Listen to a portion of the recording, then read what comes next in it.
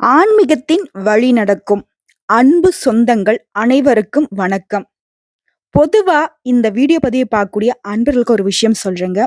உங்களுக்கு எல்லாருக்குமே எல்லா விதங்களுமே நல்லது மட்டுமே நடக்கணும்னு சொல்லிட்டு நான் மனசார கடவுள்கிட்ட வேண்டிக்கிறேன். வாழ்க வளமுடன். எல்லாரும் எப்படி இருக்கீங்க? நல்லா இருக்கீங்க அப்படின்னாக்க நீங்க மேலும் மேலும் நல்லா இருக்கணும். கொஞ்சம் அப்படி இப்படி இருக்கு, மனசுக்கு கஷ்டமா இருக்கு அப்படின்னா, கூடிய விரைவில அந்த சூரிய பகவானுடைய ஒளிக்கதிர் பட்டு காணாம போகக்கூடிய பனித்துளி மாரி உங்களுடைய கஷ்டங்களும் காணாமல் போகட்டுங்க. அதற்கு உதவக்கூடிய விதத்தில் தாங்க இந்த வீடியோ பதிவு நிச்சயமா இருக்கும். அதாவது ஜூலை மாதத்துல கிட்டத்தட்ட 3வது வாரத்துக்கு, அதாவது 11/7/2024 இன்னையிலிருந்து அடுத்து வரக்கூடிய 7 நாட்கள் உங்களுக்கு என்னென்ன விஷயங்கள் சாதகமான அமைப்பு இருக்கு, இல்ல பாதகமான அமைப்பு இருக்கா? சாதகமான அமைப்ப அப்படியே விட்டுடுவோம். கடவுளுடைய அனுகிரகத்தால அது இன்னும் சிறப்பா நமக்கு நடக்கும். பாதகமான அமைப்பு இருக்கா? அத நம்ம எப்படி வந்துட்டு பாதிப்பு இல்லாம பாத்துக்கிறது? கடவுளுடைய அனுகிரகத்த கெட்டியா பிடிச்சுக்கிட்டு, எப்படி இன்னும் நம்ம சீரும் சிறப்புமா நம்ம வாழ்க்கைய செம்மைப்படுத்திக்கிறது? அப்படிங்கிறத தெளிவா பார்க்கலாங்க. அந்த வகையில, இந்த வீடியோ பதிவுல அசரீரியே உங்களுக்கு வாக்கு சொன்னா எப்படி இருக்கும்? பின்னாடி நடக்க போறது முன்னாடி தெரிஞ்சுக்கிறதுனால, நம்ம ஒரு சில விஷயங்கள்ல எச்சரிக்கையா இருக்கலாம் இல்லையா? அப்படிதாங்க இருக்க போகுது இந்த வீடியோ பதிவு. இந்த வீடியோ பதிவு உங்களுக்கு பிடிச்சிருந்து அப்படின்னாக்கா, நம்ம வீடியோக்கு லைக் பண்ணுங்க. நம்ம சேனல சப்ஸ்கிரைப் பண்ணுங்க. மேலும் பிடிச்சது அப்படின்னாக்கா, உங்க ஃப்ரெண்ட்ஸ் அண்ட் ஃபேமிலிக்கு ஷேர் பண்ணுங்க. உங்க வாழ்க்கைக்கு ஒளி ஏற்றக்கூடிய விதத்துல இந்த வீடியோ பதிவு இருக்கும். இதைத் தொடர்ந்து 12 ராசிகளுக்கும் இன்னையிலிருந்து அடுத்து வரக்கூடிய 7 நாட்கள் யாரு யாருக்கு எப்படிங்க இருக்க போகுது? பார்த்து தெளிவா தெரிஞ்சுக்கலாங்களா? நல்லதுக்கு, கெட்டதுக்கு, தர்ம அதர்மங்களுக்கு ஏற்ற மாரி பலன் தரக்கூடிய சுக்கிர பகவானை ராசி அதிபதியா கொண்ட துலாம் ராசிக்காரங்களே. இந்த ஒரு பாட்டு ஒண்ணு இருக்கும் பாருங்க. துலா தட்டில் உன்னை வைத்து நிகர் செய்ய பொன்னை வைத்தால் துலாபாரம் தோற்காதோ பேரழகே. துலாம் ராசிக்காரங்களே, ஆணோ பெண்ணோ, ஆறோ 60 எல்லாரும் நீங்க அப்படிதான். உங்களுக்கு நிகரா பொண்ண வச்சா கூட நிகர் கிடையாது. ஏன் எல்லாரும் சுத்தத்துக்கும், ரொம்ப மேன்மையான விஷயத்துக்கும் தங்கத்த ஒப்பிடுறாங்க? நான் ஏன் உங்கள தங்கத்து கூட ஒப்பிடுறேன்? சொல்றேன் கேட்டுக்கோங்க. தங்கத்த பொறுத்தவரைக்கும் நீங்க வெட்டுனாலும் சரி, தூள் தூளா பொடியாக்குனாலும் சரி, நெருப்புல போட்டு சுட்டாலும் சரி, தன்னுடைய இயல்புலருந்து மாறவே மாறாது. இதனால தான் அதுக்கு வேல்யூ அதிகம். வைரத்துக்கே இத விட நானு என்ன சொல்றதுனாக்கா, மதிப்பு குறைவுன்னு தான் சொல்லுவேன். பிளாட்டினத்துக்கு இத விட மதிப்பு குறைவுன்னு தான் சொல்லுவேன். ஏன்னா, ஒரு சாதாரண பாமர மக்களும் இதற்காக ஆசைப்படுறாங்க. பல கோடி சொத்து வச்சிருக்கவங்களும் இத ஆசைப்படுறாங்க. ஸோ எல்லாரும் பயன்படுத்தக்கூடிய விதத்துல கிடைக்கிறதும், மதிப்பு மிக்கதுமா இருக்கக்கூடிய இத நான் சொல்றதுக்கு காரணம், உங்களுக்கு துலாம் ராசிக்காரங்க நீங்களும் அப்படிதான். சின்ன புள்ள ஃப்ரெண்டா இருக்கும். நாளைக்கு என்ன சொல்றது? தப்பா நெனச்சுக்காதீங்க. சுடுகாட்டுக்கு போற ஒரு ஆளும் உங்களுக்கு ஃப்ரெண்டா இருப்பாரு. உங்க வயசுக்கு தகுந்த ஒரு பழக்கவழக்கமே இருக்காது. தப்பாவே நெனைக்காதீங்க. அவ்ளோ நல்லவங்க. பாரபட்சம் பார்க்க மாட்டீங்க. அவங்களுக்கு ஒரு உதவியா இறங்கி பேசுவீங்க. ஒரு சின்ன குழந்தை பேசிட்டு இருக்கா, அதுக்கு இணையா பேசுறதுக்கு உங்களால மட்டும் தான் முடியும். அதே மாதிரி நியாயமா நடந்துக்கிறீங்க. ஓகேவா? இந்த நியாயம் அப்படிங்கிறது மத்தவங்களுக்கு பிளஸ். உங்களுக்கு மைனஸ்ன்னே நான் சொல்லுவேன். ஆனா, அது மைனஸ் அப்படிங்கிறது இந்த கலியுகத்துல வாழ்றதுக்கான ஒரு மைனஸா இருக்குமே தவிர்த்து, கடவுளுடைய படைப்புல நீங்க மைனஸ் கிடையாது. பிளஸ். ராஜா. நல்லதா பேசுறீங்க, நல்லதா செய்றீங்க. உங்களுடைய செயல்பாடுகள் ரொம்ப தூய்மையான விஷயம். எப்பவுமே அடுத்தவங்களுடைய வாழ்க்கைய கெடுக்கணும்னு நினைக்கிறது கிடையாது. முடிஞ்ச அளவுக்கு மத்தவங்களுக்கு உதவி தான் செய்வீங்க. முக்கியமா பணம் விஷயத்துல கணக்கு வழக்கே பார்க்கறதில்ல. இப்படிப்பட்ட உங்களுக்கு அடுத்து வரக்கூடிய 7 நாட்கள் எப்படி இருக்க போகுது? கண்டிப்பா நல்ல விதத்துல இருக்க போகுது. இந்த 7 நாட்கள பொறுத்து இனி வரக்கூடிய காலகட்டம் அப்படிங்கிறது உங்களுக்கு இது அடித்தளத்தை அமைத்துக் கொடுக்கும். நான் ஒத்துக்கிறேன். போன வருஷமெல்லாம் படாத பாடு. கோர்ட்டு, கேஸ்லாம் கூட ஒரு சிலர் அலைஞ்சிருப்பீங்க. வம்பு, வழக்கு. நாம ஒண்ணு பண்ணோம்னாக்கா, அங்க பார்த்தீங்கன்னாக்கா 2 வில்லங்க நிக்கும். பெரியவங்க சொல்லுவாங்க இல்லையா? கொடும கொடுமன்னு கோயிலுக்கு போனா, அங்க ஒரு கொடும ஜங்கு ஜங்குன்னு ஆடுச்சான்னு பேசுவான். கேட்கிறப்போ வித்தியாசமா இதா இருக்கும். அதாவது சின்ன பிள்ளைகளா இருக்கிறப்போ. உண்மதான். நம்ம இப்போ ஒரு கஷ்டம் அப்டின்னாக்க, இவர்கிட்ட போனா ஒரு தீர்வு கிடைக்கும்னு போவோம். ஆனா, அவரு பார்த்தீங்கன்னாக்கா 10 கஷ்டத்த சொல்லுவாரு. அது உண்மையாவே அவருக்கு கஷ்டம் இருக்கோ, இல்ல நம்மளுடைய உதவி நம்ம அவனுக்கு செய்யணுமா அப்படின்னு சொல்லிட்டு, நான் அவரு ஒரு இத சொல்லி நம்மள தொரத்தி விடுறாரோ! புரியுதுங்களா? இந்த ஈச்ச மழைய சுத்திட்டு எதுக்கால வரான்னு சொல்லுவாங்க. அவன்கிட்ட நம்ம ஆதரவு குடுக்கலாம். "ஒரு நாள் படுத்துக்கிறேன்ப்பா. எனக்கு கொஞ்சம் இடம் குடுப்பா, ஆதரவு குடுப்பான்னு" போறப்போ, அவங்க ஈச்ச மழைய சுத்திட்டு எதுக்கால வருவாங்கன்னு சொல்லுவாங்க. அந்த மாரி நமக்கு எந்த வகையிலயும் உதவி அப்படிங்கிற விஷயம் கிடைக்காம இருந்துச்சு இல்லையா? அதுக்கு எல்லாத்துக்கும் ஒரு மாற்றம் வரும். ஓகேவா? ஸோ அதுக்கு முன்னாடி நம்ம சேனல்ல பார்க்கக்கூடிய துலாம் ராசி அன்பர்களே, நீங்க வழிபட வேண்டிய தெய்வம். நீங்க இப்போ வந்து இந்த வீடியோ பதிவு பார்க்கக்கூடிய தருணத்துல ஒரு தெய்வத்த வந்து வழிபாடு செஞ்சுட்டு தொடர்ந்து பார்க்கலாங்களா? அப்படி நீங்க யார வழிபாடு செய்யணும்னு தெரியுங்களா? ஆஞ்சநேய பெருமானுடைய வழிபாடு துலாம் ராசிக்கு பலங்க. ஏன் சொல்றேன்னு கேட்டுக்கோங்க. துலாபாரம் அப்படிங்கிறது வந்து வெயிட் தூக்கக்கூடிய ஒரு விஷயம் தானே. அதாவது மதிப்பிடக்கூடிய ஒரு விஷயம் தானே. ஸோ யாராலயுமே மதிப்பிட முடியாத பார்க்குற தோற்றத்துக்கு வேணா வந்துட்டு ஒரு மாதிரி இருந்தாலும், அவர மாதிரி ஒரு தைரியசாலி, ராமபிரானாலேயே போக முடியாத இடத்துல போயிட்டு, சீதா பிராட்டிக்கு ஆறுதல் சொல்லி, சீதா பிராட்டிட்டருந்து கனியாழிய வந்து வாங்கிட்டு வந்தவர். மிகப்பெரிய கடவுள் ராமபிரான். நெறைய வானரங்கள வச்சுக்கிட்டு பாலம் போட்டுட்டு இருக்காரு. இவரு வாயுபுத்திரன் பறந்து போய் பார்த்துட்டு வந்தாரு. மூலிகை எடுத்துட்டு வர சொன்னா, மூலிகை மலைய கையில தூக்கிட்டு வந்தவரு. ஸோ இப்படி பலம் பொருந்திய இவருடைய அனுகிரகம் அப்படிங்கிறது துலாம் ராசிக்கு ரொம்ப ரொம்ப முக்கியமான விஷயம். வாழ்க்கை முழுக்கவே அனுமனை வழிபாடு உங்களுக்கு மன பலத்தை கூட்டிக் கொடுக்கும். ஒரு சில விஷயங்கள்ல பயப்படுறீங்க. எங்க தெரியுமா? அன்பு. அந்த அன்பனை இழந்துருவணும் அப்படின்லாம் கொஞ்சம் கோவத்த காட்டி, அதையும் உங்களுக்கு எப்படி வந்துட்டு தக்க வச்சுக்கிறதுன்னு தெரியாமலும் சில இடங்கள்ல தவிச்சு நின்னுருக்கீங்க. உங்களுக்கு நிச்சயமா நல்லது நடக்குங்க. ஓகேங்களா? அதுக்கு தான் நான் தீர்வு சொல்லிட்டேன். முக்கியமா அனுமனை வழிபாடு போகுறப்போ, வெற்றிலை மாலை வாங்கிட்டு போங்க. அதோடைய பலன் நான் பின்னாடி சொல்றேன். வெண்ணெய் எடுத்துட்டு போங்க. செந்தூரம் வாங்கிட்டு போங்க. அந்த செந்தூரத்த வாங்கிட்டு போயி, ராமபிரானுடைய தூதுவனா இருக்கக்கூடிய அந்த அனுமனுடைய பாதங்கள்ல, அதாவது முக்கியமா வலது கட்டை விரல்ல பூசி, பூஜைகள் செய்து மறுபடியும் அந்த செந்தூரத்த வந்துட்டு எடுத்து குடுக்க சொல்லி வாங்கிட்டு வந்து வைத்து வாழ்க்கை முழுக்க பயன்படுத்துங்க. தீர்ந்துருச்சா மறுபடியும் வாங்கிட்டு போய் குடுத்து பூஜை செஞ்சு தர சொல்லி வாங்கிட்டு வாங்க. அதுக்கு அவ்ளோ சக்தி இருக்குங்க. தாந்திரிக பரிகாரம். நீங்க உண்மையாவே நெறைய ஆன்மீகத்துல வந்து பார்த்தீங்கன்னா, துலாம் ராசிக்காரர்கள் ஈடுபட்டிருக்கீங்க. கடவுளுடைய நம்பிக்கை ரொம்ப அதிகம் உங்களுக்கு. உங்களுக்கு இந்த விஷயத்த செஞ்சு பார்க்கும் பொழுது நீங்களே உணர்வீங்க. அந்த அளவுக்கு எந்த ஒரு கெட்டதையும், எந்த ஒரு சிக்கல்களையும் உங்களுக்கு வந்து சேர்க்காமல் பார்த்துக் கொள்வார். இல்ல இப்ப இந்த வீடியோ பதிவு பார்க்கக்கூடிய தருணத்துல சொல்லாமா? ஓம் ஸ்ரீ ஆஞ்சநேய பெருமானே போற்றி போற்றி. இல்ல, இல்ல. இது இப்படி சொல்லக்கூடாதே. வேற மாதிரில சொல்லணும். ஜெய் ஸ்ரீராம். ஏன்னா, அவருக்கு அவருடைய வழிபாட சொல்றத விட, நீங்க ராமபிரான வழிபாடு செஞ்சீங்க அப்படின்னா, அவருடைய நாமத்த நீங்க சொல்லும்போதே உங்க பக்கத்துல வந்து உட்காந்துருவாரு. கஷ்டமா இருக்கா? ஜெய் ஸ்ரீராம் சொல்லுங்க. அவர் பக்கத்துல வந்து உட்காந்துப்பாரு.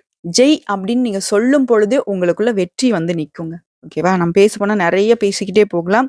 தப்பா நினைக்காதீங்க. பிடிச்சிருந்தா தொடர்ந்து பார்க்கலாம். இல்லாட்டி ஸ்கிப் பண்ணிட்டு உங்களுக்கு எங்க தேவையோ அத மட்டும் பார்த்துக்கலாங்க. அடுத்து வரக்கூடிய 7 நாட்கள் நவகிரகங்களுடைய அமைப்பின் காரணமா நம்மளுடைய துலாம் ராசிக்கு எப்படி இருக்க போது? முதல்ல வந்து பார்த்தீங்கன்னா, உங்க ராசியில எந்தெந்த கிரகங்கள் எங்கெங்க இருக்காங்க? அதை பொறுத்துதாங்க நம்ம பலன் சொல்ல முடியும். அந்த வகையில ஜூலை மாதத்துடைய 3வது வாரம் திருக்கணித பஞ்சாங்கத்த வச்சு பார்க்கிறப்போ, நவகிரகங்களுடைய சஞ்சாரத்த வச்சு பார்க்கிறப்போ, சூரிய பகவான் மிதுன ராசியில இருக்காரு. செவ்வாய் பகவான் ரிஷபத்துல இருக்காரு. அவர் கூட குரு பகவானும் கூட்டணியில இருக்காரு. புதன் பகவான் கடகராசியில, அவருடன் சுக்கிர பகவானும் கடகராசியில கூட்டணியில அமர்ந்திருக்காங்க. கும்பத்துல சனி பகவானும், மீன ராசியில ராகு பகவான், கன்னி ராசியில கேது பகவான். இந்த கிரகங்களுடைய அமைப்பின் காரணமா நம்மளுடைய துலாம் ராசிக்கு பலன்கள்னு பார்த்தோம்னா, எப்பா துலாம் ராசிக்காரங்களே, ஏன் பொருளாதார ரீதியா ரொம்ப அடி வாங்கிட்டு இருக்கீங்க? நான் தான் பணவரவு குடுத்துட்டே இருக்கேன்ல. அப்புறம் அது எங்க தான் போகுது? அப்படின்னு கடவுள் உங்ககிட்ட பார்த்து கேட்கிறாரு. என்ன பண்றீங்க? எல்லாருக்கும் குடுக்குறோம். தெரிஞ்சவன், தெரியாதவன். இன்னைக்கு பழகுனவனுக்கும் குடுப்போம். பல வருட பழக்கவழக்கத்துக்கும் குடுப்போம். கஷ்டமா? கொடுப்போம். கடன் வாங்கியும் கொடுப்போம். இல்லையா? இப்படிப்பட்ட உங்களுக்கு, "எப்பா நமக்கு ஒரு பிரச்சனையா? அந்த துலாம் ராசிக்காரன் அவன கூப்பிடுப்பா." "அப்பா நமக்கு ஒரு விஷயம் நடக்க போகுதா? நம்ம செய்ய போறோமா? ஒரு பிரச்சனைக்கு போயிட்டு இருக்கோமா? அவன கூப்பிடு பயன்படுத்திக்கலாம். ஆனா அவன அங்கேயும் பேச வுட்றாத. அவன் நியாயத்த பேசுவான்பா.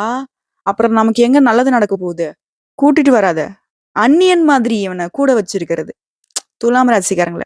புரியுதுங்களா? நியாயத்துக்கு கூட துணை நிப்பாங்க. அதர்மத்த பார்த்தா கூட்டிட்டு போன ஆளுக்கே எதிரா நிப்பாங்க.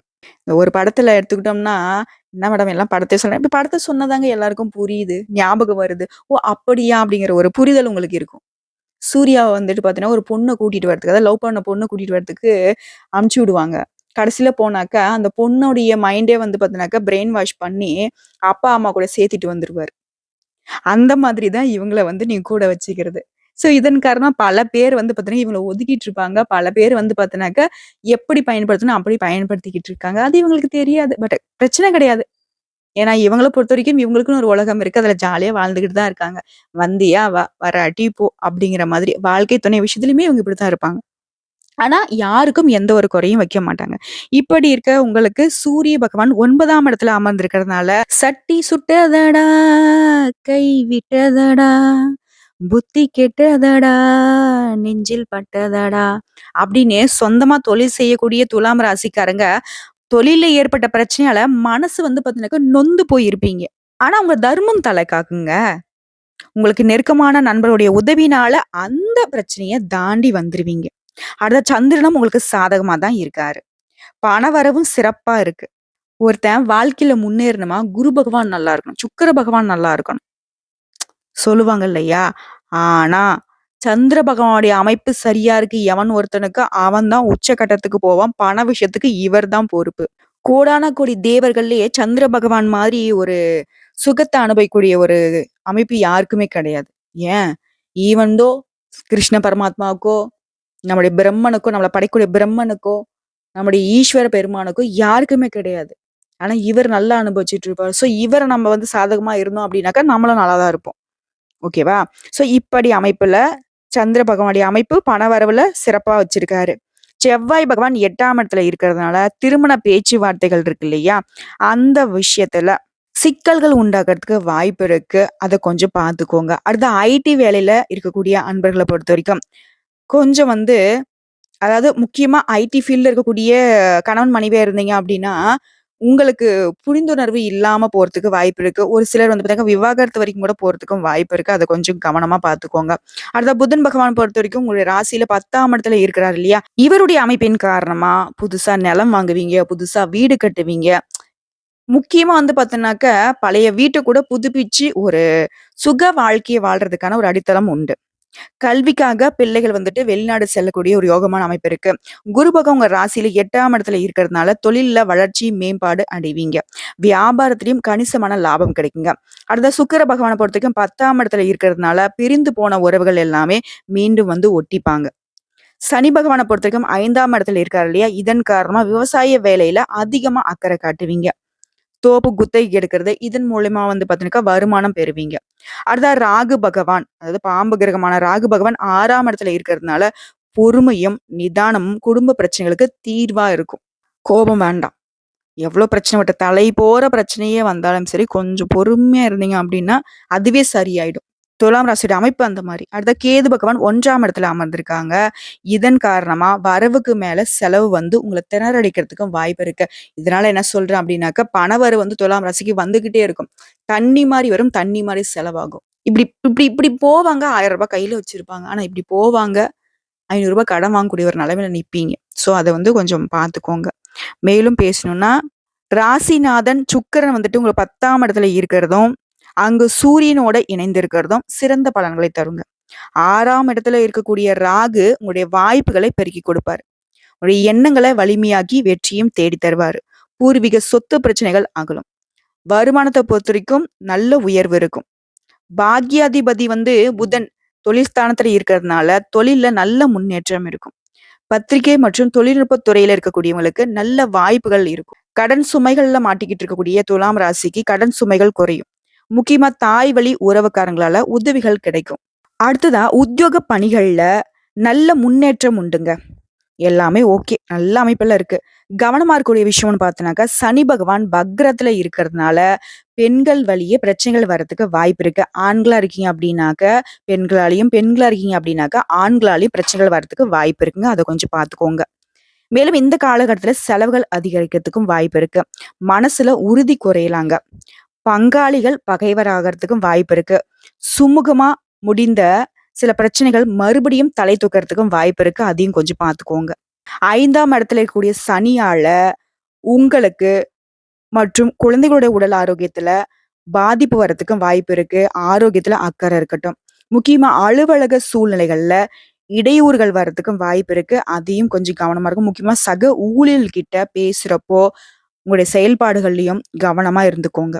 பரிகாரம் அப்படின்னு கேட்டீங்கன்னாக்கா, துலாம் ராசிய பொறுத்தவரைக்கும் ஒவ்வொரு வெள்ளிக்கிழமையும் மாலை நேரத்துல மகாலட்சுமி தாயாருக்கு ஒரு தீபம் ஏற்றி வழிபாடு செய்ய நீங்க எந்தெந்த விஷயங்கள தோத்து நின்னீங்களோ, எந்தெந்த விஷயங்கள அவமானப்பட்டீங்களோ, அது எல்லாமே உங்களுக்கு பாசிட்டிவா மாறி வெற்றிகள் குவியும். பொருளாதார ரீதி அப்படிங்கிறது, நான் இப்ப முன்னாடி சொன்னேன் இல்லையா? தண்ணி மாரி பணம் வருது, தண்ணி மாரி செலவாகுதுன்னு. அந்த தண்ணி மாரி வரக்கூடிய பணம், நம்ம அணை கட்டி வைக்கக்கூடிய அளவுக்கு மகாலட்சுமி தாயார் உங்களுக்கு பலமா நின்னு, உங்க பொருளாதாரத்த முன்னேற்றி கொடுப்பார். பயன்படுத்திக்கோங்க. ஒரு சனிக்கிழமை மட்டும் தான் வழிபாடு செய்யணுமான்னு கிடையாது. ஒவ்வொரு நாளுமே நீங்க மகாலட்சுமி தாயாருடைய நெனப்போட தான் எழணும், நெனப்போட தான் தூங்கவும் செய்யணும். ஓகேங்களா? இத மட்டும் ஃபாலோ பண்ணாக்க துலாம் ராசிக்கு அப்படிங்கிறது ஒரு நாளும் வீழ்ச்சிங்கிறது நிலைக்காது. வரும். பட் நிலைக்காது. அத சாமர்த்தியமா நீங்க சமாளிச்சுருவீங்க. அதாவது மகாலட்சுமி தாயாருடைய இந்த அம்மனுடைய அனுகிரகத்தினால எல்லாமே நல்லதாவே நடக்க போகுது. இவங்க பார்வைக்கே பலம் உண்டு. இவங்க உங்க பக்கத்திலேயே நிப்பாங்க. ஓகேங்களா? ஸோ இந்த வீடியோ பதிவு பார்க்கக்கூடிய தருணத்திலும் சரி, இந்த வீடியோ பதிவ முடிச்சுட்டாலும் சரி, ஓம் மகாலட்சுமி தாயாரே போற்றி போற்றி இவனுடைய நாமத்த சொல்லி ஒவ்வொரு நாளையும் தொடங்க. நல்லதே நடக்கும். நல்லது மட்டுமே நடக்கும்னு சொல்லிட்டு இந்த வீடியோ பதிவு இத முடிச்சுக்கிறேங்க. நன்றி, வணக்கம். வாழ்க வளமுடன்.